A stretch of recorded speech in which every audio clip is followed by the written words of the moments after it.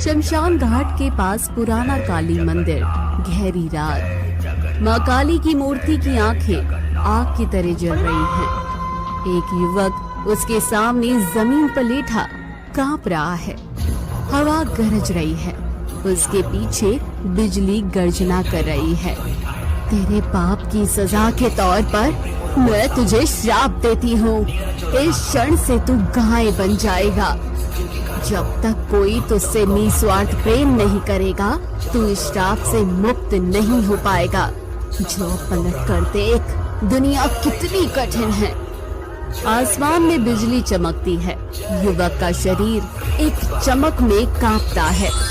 फिर उसके हाथ पैर धीरे धीरे बदलने लगते हैं। पीठ ऊपर उठ जाती है। चेहरा लंबा हो जाता है।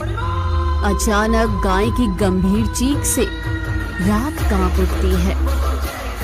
क्या मैं सचमुच गाय बन गया? मेरा पिछला रूप सुंदरता सब चला गया। तभी गाय बाहर आती है। एक विशाल मैदान, आसमान में सूरज चमक रहा है। शापित शाम गाय काफी देर चलने के बाद पूरी तरह से हाँफ चुका था। कब से चल रहा हूँ, समझ ही नहीं आ रहा कि कहाँ जा रहा हूँ। भूख लगी है, पानी भी नहीं मिला। अब क्या करूँ? अगर मालिक उनमें से एक है, मुझे अपनी गाय समझकर ले भी जाता है, तो कम से कम आज तो मैं थोड़ा बहुत खा ही लूंगा। थोड़ी देर बाद गाय का मालिक आता है। हाथ में छड़ी, गले में तौलिया। वो एक एक करके गायों को देखता है और गिनता है। श्याम चुपचाप खड़ा रहता है।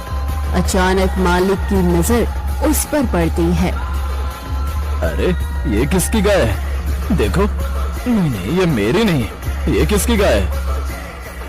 दूर दूर दूर चलो, झुंड कहीं नहीं जा रहा। मालिक अपनी छड़ी उठाकर उसे भगा देता है। श्याम भागता है और हाँफते हुए एक पेड़ के नीचे गिर जाता है। सब मुझे भगा रहे, प्यार तो दूर, कोई मुझे छाया में भी खड़ा नहीं होने देता। मैं कब तक ऐसे ही भटकता रहूंगा? इस श्राप से कैसे मुक्त होऊंगा? पेड़ के नीचे थोड़ी घास थी।